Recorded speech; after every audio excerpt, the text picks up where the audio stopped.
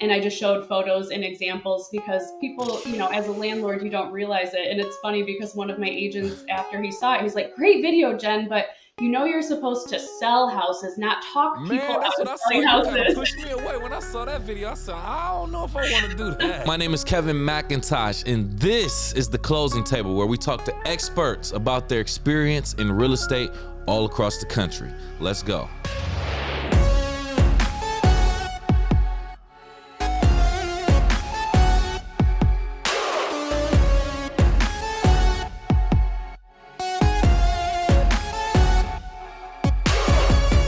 Welcome in. Come on, have a seat. Welcome back to The Closing Table. My name is Kevin McIntosh. Joining us on this episode, we will be speaking with Jennifer Tait. How you doing, Jen? Great. How are you, Kevin? I'm doing just great. Thank you for joining us here at this closing table, where we're going to discuss a little bit of your experience and some of your insights regarding real estate in your market specifically. But let's start with your background. Looking here, so you have a bachelor's of applied science with a focus in interior design and a minor in architectural design. It kind of sparks my interest, but let's go ahead and talk about what was your initial career goal when you were entering college? Well, when I first entered college, I actually started for business law. I thought I wanted to be a paralegal and then eventually an attorney. And then I decided that that was too boring. So I needed a little bit more of a creative outlet. So I have always loved houses, loved buildings, how they are built, the architectural side of it. Didn't necessarily want to be an architect. That takes a little more school. It's a little more intense than interior design. So that was the path that I took, and I did specialize in architectural design, which was nice. Definitely helps me in the real estate world. So that's kind of how I got started in that. Oh, okay. Okay. So you said you initially wanted to do law. Is that what you I said? did. Yeah, I did. I thought I did. So And was that your major initially, and then you switched it to interior design? it was. Ah. Yep, it was. And it's funny that I actually ended up in real estate because it takes a little bit of both. A lot of contract law and real estate, and then, knowing the ins and outs of what you can and can't do. And then obviously interior design architecture plays a big role in that as well. So I kind of Okay. blended them with real estate. I kind of like that because that stood out to me because I actually architecture was my curriculum in high school. So we Nice. were drawing out things with the big architecture desk, and Yep. I used to actually love doing it. I'm gonna be honest with you, Yeah. but my high school teacher discouraged me when she said, "You don't want to be an architect. You have to work long, boring hours, Oh, yeah. and I there's mean, days where it you is a don't take lot of showers." hours. Yeah, Yeah, and I was it's a like, "Wait, lot. what? You're my architecture teacher. Why would you tell me this?" You're right.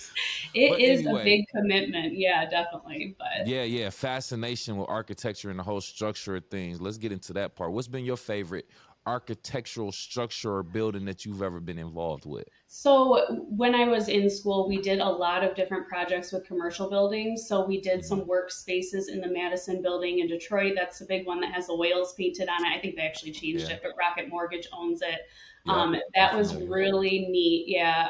Commercial is a totally different animal than residential, which similar in real estate, you just have certain building codes and things to take into consideration. So that was definitely challenging, but very fulfilling. Mm. Also helped design a bridal boutique. That was really neat. Some other working spaces. So I really loved it. It was a lot of fun. Residential side, after I graduated, I worked for a custom woodworking company, office manager and designer. So I designed kitchens, Mm. custom bathrooms, bars. We did a couple local bars and banquet centers, actually, kind of northern Oakland County and Genesee County. So that was really cool to be part of too. Nice, nice. Yeah. So you've actually like designed and structured some buildings, Yeah, really? so not the I can't do structure because I am not an architect. That takes Okay. yeah, that again is The more, more you have to schooling, have a right? license. you have to be an apprentice for a while. So just the interior design portion of it. So we have architects and engineers that did the structure, and then the actual design on the inside is what I was involved in. Okay. That's Yeah. still a big part though. So let's just play the hypothetical game then, right? If you Yep. were a licensed architect and you can, build your own structure, your own building, where would you even want it to be placed? Where's a good place you would want, like something that you've built or structured to be? Yeah, I know it might be a little cliche, but I love like Frank Lloyd Wright, how he, of course he's from the Midwest too, so I have to say that, but how Right. he built into the land, right? So that was what Mm, he was known for, is taking that house or building and making it part of the land. And I just find that fascinating what he did. So right. that's really cool. I would love to do that, kind of just Mm. take whatever the land is that is given to me and making a structure out of it. That would be really cool. Doesn't he have structures in Detroit He or? does. Yep, he That's what I does. thought. That name sounded familiar. Yep, Yeah. he's Okay. very well known for the Midwest. Specifically, I Right. think he's from Minnesota or Wisconsin. So yeah, he Mm. that was what he was really well known for, like horizontal lines and kind of making it part of the landscape. So I just find him fascinating, and I would love to do something like that one day. Oh, nice. Look at that. Look at that. Okay, Yeah. then. So you're a licensed real estate agent now. But I am. Yeah. before you even got into that, Mhm. you gave birth to twins first and foremost. So I want to applaud you for that. Thank But you. Yep. after that, what motivated you to even step into real estate? Yeah, so I guess I grew up around it a little bit. My parents were heavily involved in real estate. They have investment properties. My dad was an assessor and an appraiser, also licensed Mm, builder. So I was around it growing up. I never thought I would pick it as my career path, but it just kind of, I fell into it and it made sense. When I yep. had the twins, they're 8 now, so they're grown up now. But when I had Okay. them, I just decided I couldn't go back to a typical 40-hour work week and sit in front of a computer and do CAD designs all day. I was Mm, considering working for an architecture firm doing that, but I just didn't feel like it was right for me at the time. Um, Husband was traveling and things, so I needed to have some more flexibility for my kids. So I gotcha. decided, they were actually about 4 months old when I decided to take my real estate license test in school. So Mm. 40 hours, knocked it out in 1 week and got licensed. And then I joined my first brokerage from there. Nice, nice. What a Yeah. beautiful story that is. That Yeah. must have been so. Describe how difficult it was taking your exam while raising or having the babies and whatnot. Yeah, it was very difficult. I don't, I didn't sleep much. I don't really remember Yeah, that time in my life, to be honest. I for mean, they're real. awake during the night, and then here I am studying, right? Right. Luckily, I had a lot of support from my family, my husband. I couldn't have done it without them, so they There you helped, go. watch them, and I really attribute a lot of my success to their support.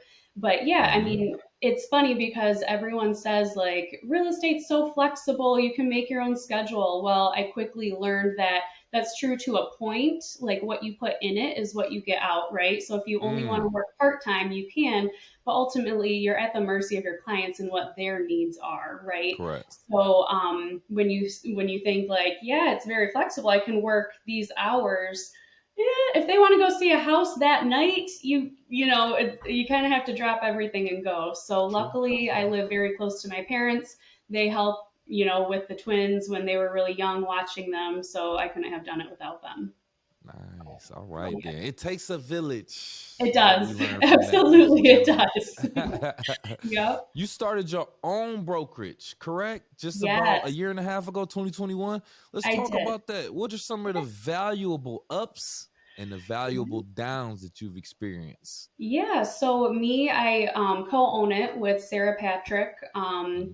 She has a team, she's been doing real estate even longer than me, and we actually managed at a previous brokerage together, and that's where we met. So we worked very well together. We found out we have similar work ethics, similar, Mm, morals, what's important to us, what we think real estate as an industry as a whole should look like. So right.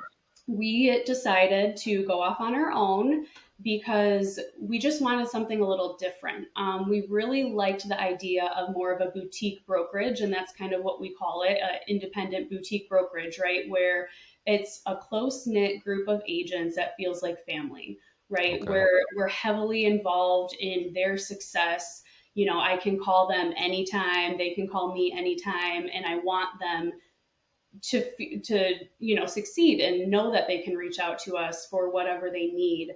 There's a lot of traditional brokerages, and I started at one, and no regrets and no knock against them, but they just get so many agents that it's almost like you're a number, right? And we didn't want that anymore, because when you're a number, then you just jump around from brokerage to brokerage, and Correct. we want Correct. to build lifelong relationships with our agents, with our clients. If anyone thinks real estate, I want them to think of me, or I want them to think of my agent, right?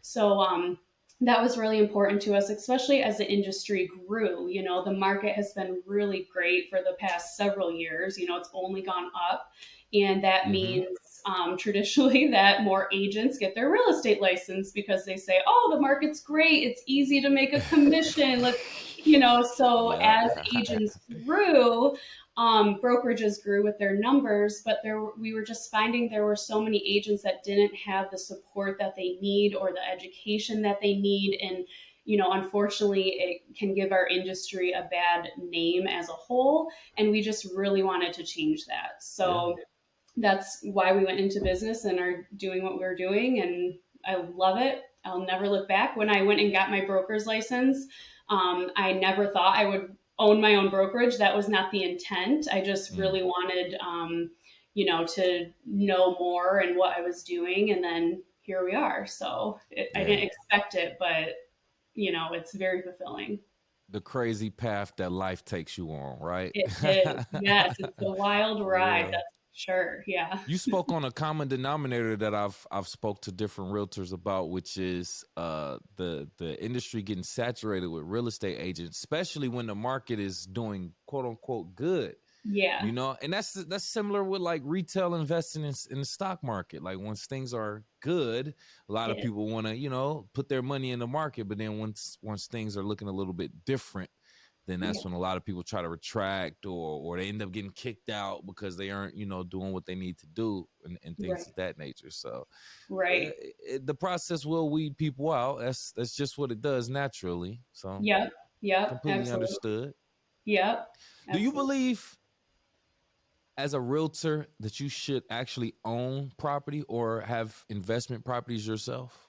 I Curveball. do. Yeah. And I do have investment properties. And it goes back to kind of what was instilled in me at a young age. My parents owned real estate, still do own real estate.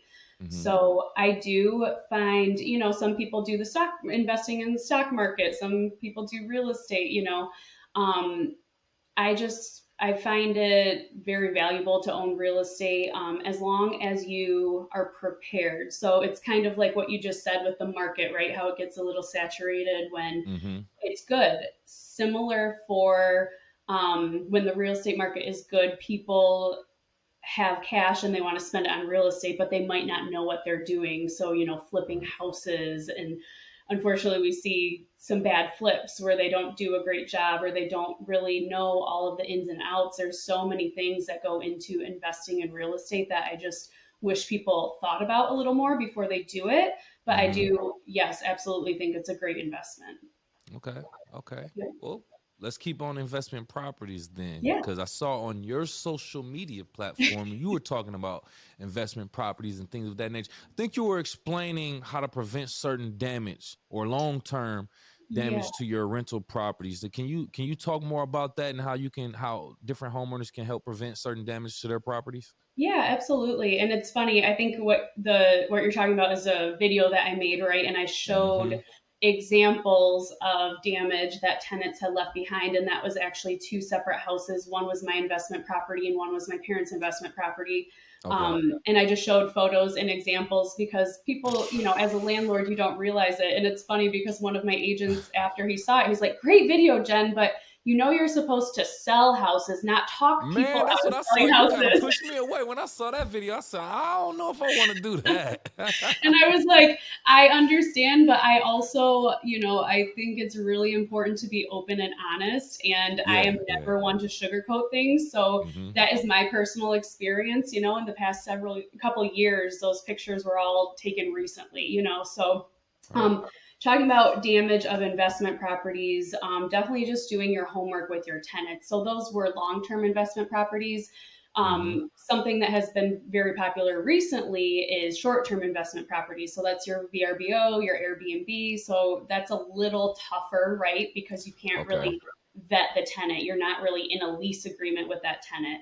Right. But if you're doing long-term rentals, there are things you can do like calling references, doing credit checks, definitely documenting everything, taking pictures, video walkthroughs prior to, so that you know what to expect. Because in Michigan, you are only allowed to hold 1.5 months worth of a security deposit. So depending on what Mm. the rent is, that might be $1,500, right? And if they do thousands of dollars worth of damage, you have to take them to court for a money judgment. Yeah. So that can obviously be expensive, especially if Correct. it goes beyond small claims court.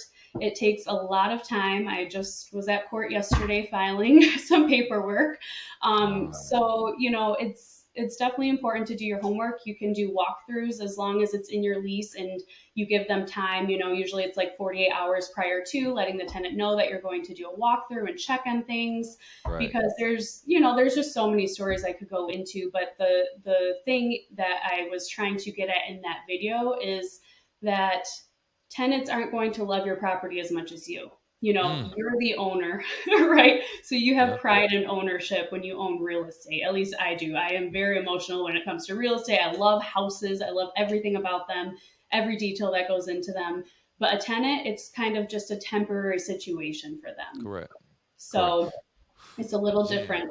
Let me tell you, like I said, when I saw that video, I have, plans and intentions to have property and investment properties. But when I Mhm. saw that, I said, what is going on here? Like that I do Yeah. not want to experience that. But it's the honest truth, though. I Mhm. understood the message that you were pushing, but it Yeah. is the truth. And it's one of the things that you have to be aware of. It's not going to be all good things. You just get paid your rent on time, and the property's going to be in the same position that you gave it to them. It's definitely not going to happen all the time. So Right. that was a realization. It was something else that you said in that regards that I want to touch on. I forgot what it was, Mhm. but the point is, yeah, that's definitely truth, because not everybody's gonna take care of the property like you definitely want. Oh, and what you spoke on to prevent Mhm. was more of in the fact of vetting the renter rather than Absolutely. actually like replacing hardwood with laminate or carpet with laminate and things of that nature. You're just saying put most of the work into looking into the person that's actually going Yeah. to have the property. Yeah, absolutely. And Right. materials do make, certain materials make more sense than others, right? Correct. Correct. As far as carpet and things like that. But really, it's vetting the people, knowing what Mm-hmm. you're getting into as well. If I have someone new who is like, hey, I'm thinking about investing, I do a full consultation with them, because a lot of people just don't realize what it takes, right? They don't realize Correct. it is difficult to get contractors a lot of the times, especially ones Mm-hmm. that you can trust. You really need a good book of contractors, like a plumber, electrician, someone you can call if the hot water tank goes out and you need someone, ASAP, right? As and as well as like the taxes, people don't realize that in Michigan you only have you have homestead taxes on your primary residence. Mm-hmm. So Mm-hmm. for non-homestead on investment property, they go up, right? If you're taking a mortgage out, the rate interest rates and down payments are more for second properties and investment properties. There's just so many things that go into it that I want people to make educated decisions prior to going in, because ultimately it's about your return on investment. So it Correct. is important to do it the right way. And this market with the prices where they're at, it's tough if you're doing a long term to find something active on the market, get it under contract and get a return on investment. You really have to find kind of like the diamond in the rough right now, just because of how many people are still looking for houses. There's still such a buyer demand and shortage of Mm-hmm. inventory. So it's tough for Mm-hmm. investors to find properties like that right now. Correct, correct. I think that's also been a common consensus. Also, that there's been housing shortage in a lot of these markets that we've been talking to people. So Yeah. get in the game whenever you can, because it's only going to get more and more competitive. Even though Absolutely. interest rates may be here or there, fluctuating up and down. Mhm. Let's even get into just the competitiveness, right? So Yeah. I got some numbers. According to the National Association of Realtors, 60% of conventional financing had contracts accepted with no issues. 21% of FHA financing contracts were accepted with no issues. Now Okay. this is talking about buyer and seller both good, both come to agreements, no issues in that regard. But what are some adjustments that you've had to make or you've been involved in on both ends with the parties having to come to an agreement on either an FHA loan or a conventional loan? Yeah, well, I find that, the FHA, I think you said 21%, right? That's Correct. really low Mm-hmm. in my Mm-hmm. eyes. So I really try to educate my clients, my buyers and my sellers on the difference between cash, conventional, FHA, even VA, RD, um, because there are differences, right? But it's all about home ownership. It's all about, okay, educating in the right way, right? A lot Mm-hmm. of people assume cash is king, right? That's what everyone has always said. Cash is king. So if I get a cash offer, I'm taking it. Well, traditionally, the cash offers were lower. So then if you Correct. get multiple offers and you have a conventional or a cash, the conventional might be better because it might be higher. And Mm-hmm. if you're already, you can do appraisal waivers sometimes if they have enough down payment. There's all things to factor in. So I never go, oh, the cash, let's do it, because if I'm not worried about, I spend a lot of time on my, like valuing properties. So my CMAs, what I think it will appraise for, right? A lot of Okay. time, probably too much time on them when I'm listing the property. So, if I think there's going to be appraisal issues, then I'm probably not going to take the FHA offer that, might have only 3.5% down, might have some Mm. building code issues. However, because I spend so much time on pricing the right way, I typically try to have that conversation with my seller. Why wouldn't you take a FHA or VA or RD?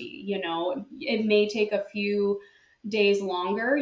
Typically I'll write like 45 days compared to 30 with conventional, but why not give them a chance if we have no issues with building codes? Now, some houses, there are building code issues, obvious ones. So I'm like, nope, we can't do FHA, right? We can't do Mm-hmm. VA because this is going to be an issue. However, when I have those clients that are approved for the FHA, VA, RD, I do one thing to combat to try to make my offer as appealing as a conventional is that the buyer can usually assume repairs. Now, VA is a little different, but on FHA, if the appraiser does require repairs, the buyer can pay for that. Okay. So, to me, if I was a seller, it's like, oh, it's not any extra out of my pocket, Right. and with interest rates fluctuating like they have been, FHA is a better interest rate right now.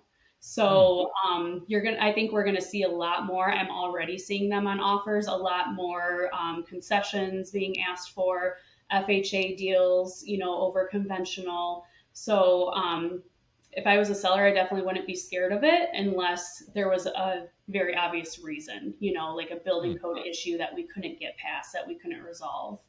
But Gotcha. yeah, Couple things, yep. just to kind of go into some of the things you touched on.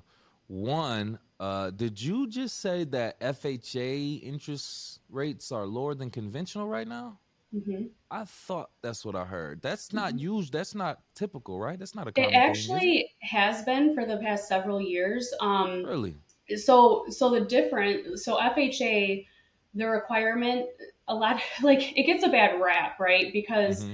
FHA allows you to have a lower credit score. Correct. So people automatically assume that that buyer and a lower down payment, right? Three and a half Mm-hmm. percent is the down payment for FHA. So people automatically assume like, oh, they're not as qualified as of a buyer. However, if you go to a conventional, there is a 3% conventional you can do right now.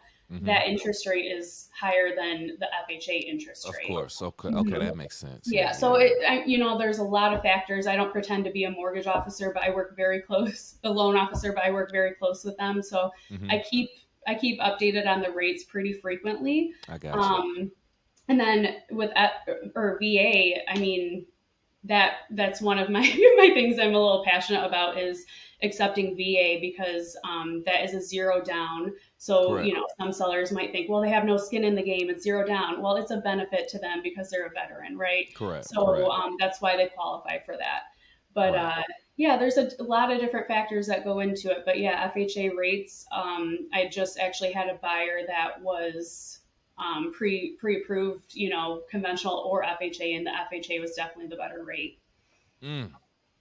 There you go. Talk about having Mhm. options. So the Yeah. other thing you spoke on, we know what FHA is. That's usually the loan program for first time home buyers. VA, the loan program for veterans. You Mhm. spoke on RD. Could you break Yeah. that down for us real quick? Yep. So RD is Rural Development Loan. It's through USDA. USDA. Okay. And I yep. was wondering, I was like, USDA, I've heard of that, but RD? Okay, there you go. Yeah, Thank you. yeah, I'm it's called sorry. the Rural Development. So it's only in certain areas. I do live in northern Oakland County, so like the area that I'm in, there is a lot of that qualify for RD. It's a 0% down Mm-hmm. loan, and it is to get people incentivize people to move to these areas to Correct, populate correct. these areas more. Yeah, Yeah. yep. Yeah, I've never heard of it as RD. I mean, I was once in my past life a mortgage loan originator, so Oh, I okay. know a little bit about it. I'm completely removed from that now. But Yeah, yeah, when you said RD, I was like, what is RD? Let me make sure I'm yep. not missing that. So anybody who's listening, RD, USDA, same thing. It's the loan program for people to move into these rural areas and things of that nature. Yep, So cool, cool, cool. absolutely. Thanks for explaining that. Yeah, absolutely. 26% of buyers with children Mhm. say childcare expenses delay their home buying purchases. What can you do or have you done to help a client purchase a home despite having these expenses?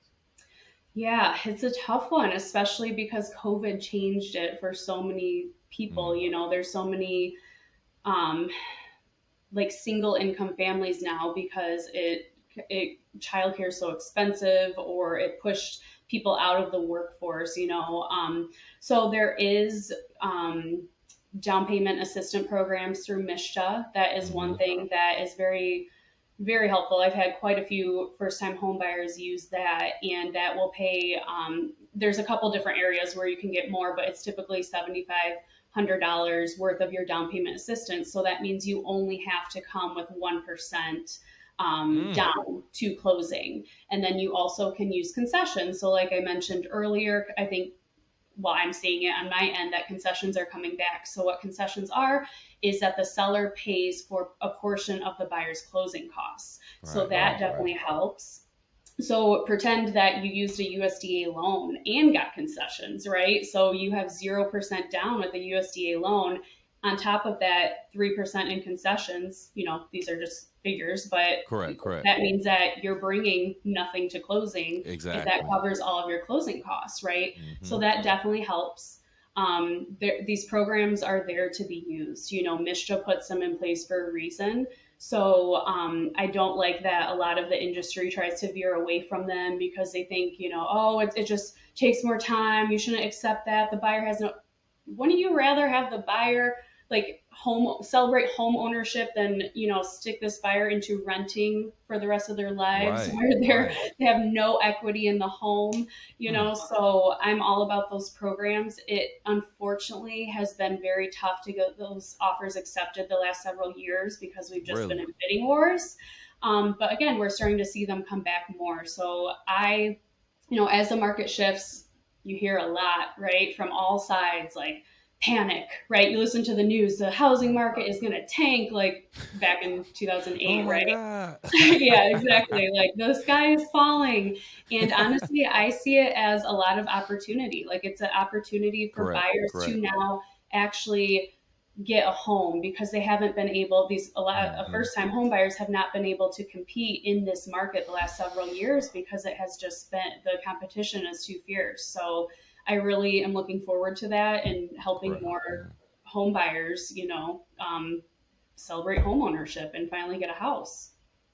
That's interesting. See, not every time you give information, I feel like I got to go back and ask some questions about it because you always touch on stuff. So now I got to ask Jen. So is that if a buyer is using a down payment assistant program Hmm. and a closing cost seller consent or whatever the case, if they're Hmm. using some type of assistance for their closing costs and or down payment, that could what I guess steer away the seller or the seller's agent. Is the seller's agent that's in the seller's ear saying no, let's not do this? Yeah, so Really? unfortunately, a lot of times the sellers just get in their head that they're not well qualified if they need this assistance, right? Right. Yeah. So, yeah, they don't have money, they're not well qualified, they won't be able to close on the home. So, when there's multiple offers, say there's a 20% conventional and then there's a FHA MISHA, they're likely going to take that conventional because it's 20% down, right? They have Correct. some money, they're more willing to close. However, it's very interesting. I have found when we have a buyer using those assistance programs like MISHA, Mm-hmm. they don't ask for anything. Like they are so happy to get the home typically that they're not coming back after inspection and asking them to do all these repairs or, to take money off of the purchase price. So it's very interesting because they're just so happy that their offer got accepted typically, right? Right. That they're like, let's close. I just want to close now. Where Right. sometimes you get those people that offered more just to get the deal done, like, hey, I went 20 grand over so that you accept my offer. Then you get to inspection, they're like, well, I need 15 grand off. And it's like, wait a second. So really you're Right. 5 grand over now, Yeah. Yeah. So Oh my there's a lot of goodness. that in the industry. And, I wish that sellers were, not all of them, but a lot of sellers, I wish they were more educated that their agent, and it's our duty, right? It's our Correct. fiduciary duty to our sellers to educate them. They're not supposed to know this stuff. They don't do this every day like we do. So it really is Exactly. our duty to educate them and walk through every offer with them, the ins and outs, the types of financing, to know this stuff so that they can make the best decision for them. Because at the end of the day, no matter what type of assistance program they use, the seller still gets that one check, correct? Exactly. That's what okay. Exactly. That's what I want to make Yes. sure I'm not too crazy. Like you still get your money. It doesn't matter Yes. what the buyer does. You still get your Yes. money. So all right. And I so many people have said that they're like, wait, but why does it matter that I'm FHA? Like, why don't, what's the problem with that? And I'm like, I know, I yeah, know, I yep, know. yep. They got that. They got somebody in their ear telling them different. So, oh my God. Exactly. Okay, okay. Now that Exactly. thank you for painting that picture for Yeah. us. You spoke on something else also in regards to inspection contingency. Now they're saying the number of buyers waiving the inspection contingency remain the same year over year, but the number of offers and homes bought over list price has decreased year over year. So why are buyers still waiving the inspection contingency even though the competition is kind of decreasing or at least not as competitive as Mhm. it was? Yeah. Um, Honestly, I think it's a little bit of that scarcity mindset because we have been Mm-hmm. in it for so long now, with the market only going up, right? It's only gone up the past, 10 years.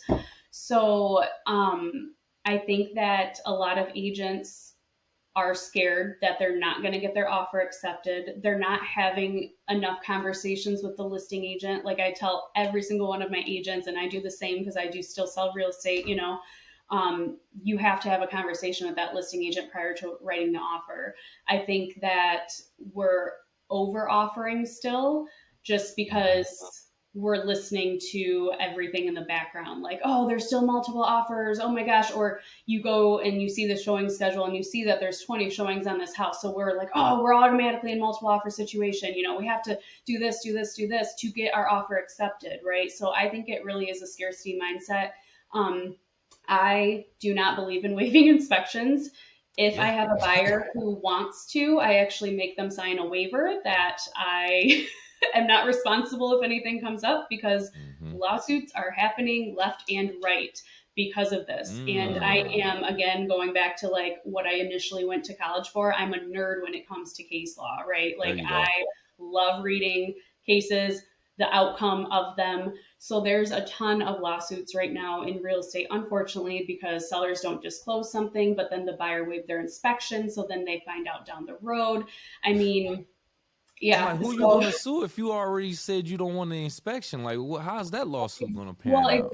exactly. So that's, kind of why the courts are siding with the seller most of the time, because it's like you waived that inspection, you waived it in that contract, and you agreed to buy that house as is. So, everything's a little different. You can never fully avoid litigation, right? No matter what you do, someone could always decide to sue you for no reason, right? But we do the best we can not to get there. And I don't believe in waiving inspections. I feel like if a seller asks you to waive an inspection, there's probably a reason for that, that they Yeah, are concerned with something. right. So, Right. this is the biggest asset. This is, unless you're working with an investor who's like, yeah, I'm buying 30 houses in 1 month, they'll probably waive their inspection, whatever. Like they're in for it, right? But when Money this is bag. your home that you're about to live in, or even me and my investment property, I get inspector. I definitely had an inspection. I'm not buying anything without that. So, Facts. yeah, it's very important, and it makes me very nervous that so many agents just jump to that idea. So I'm don't agree with it. My partner Yeah. always says, she's like, don't just offer everything like in the kitchen sink, right? Like they have a conversation, sit back, because your buyer, if they feel remorse, like there was some crazy stat from Zillow, it came out last year that like 70% of buyers that bought in the last 2 years, so like right after the pandemic up until Mm-hmm. last year, that they felt buyer's remorse, that they felt like they got taken advantage of, that they overpaid. It's like Yep. staggering Yep. statistics. Mm-hmm. So, I have buyers. I've been working with them for 5 years, and they're like, "I feel so bad," and I'm like, "This is where you're going to raise your kids. This is where you're going to stay. This is important. I'm never going to rush you into a decision." And I wish every agent approached it like that and just did the right thing for their clients. Yeah. You dropped some good gems. We're gonna clip that up for sure for social media. They're gonna put that out there on wax. Great information. Please, if you haven't learned anything from the closing table, buyers, do not waive the inspection, man.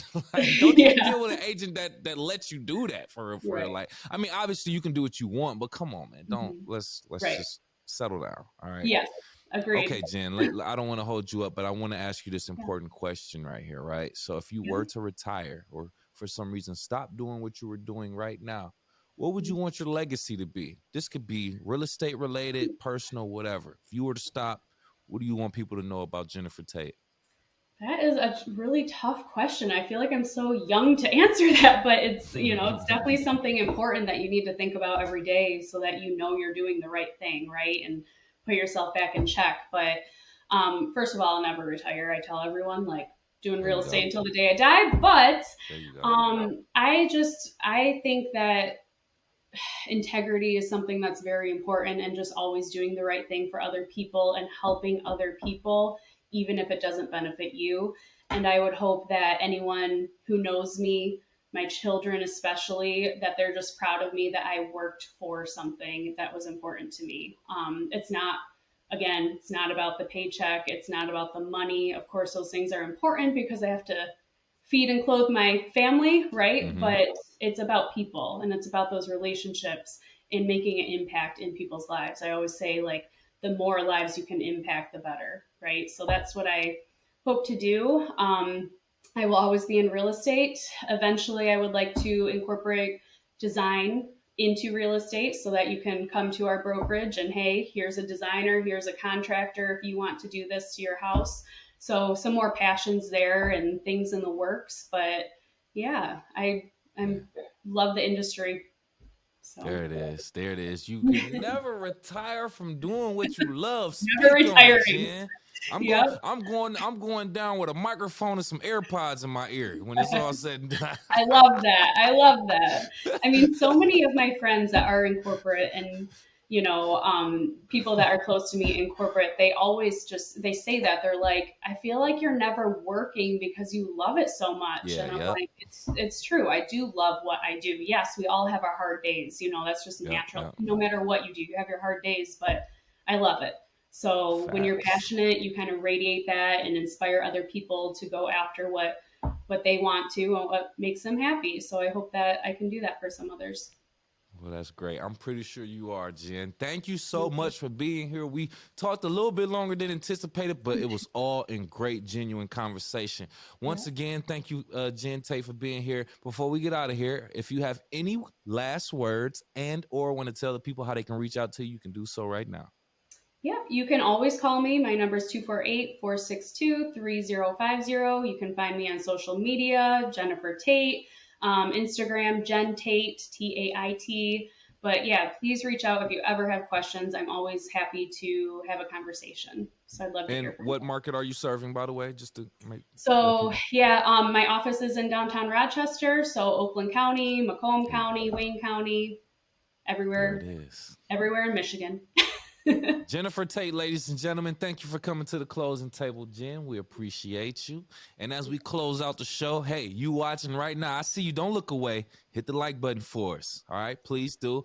Also, hit the share button and subscribe to our channel. And if you're listening on Apple, Spotify, or any other podcast platforms, please do the same. Give us a like, give us a 5-star rating, and also subscribe for the latest content. Jen, I like to leave people with a question before we leave. This is for my investors right here. Looking at investment properties, what type of damage to a property would make you steer away from buying it? What damage are you saying?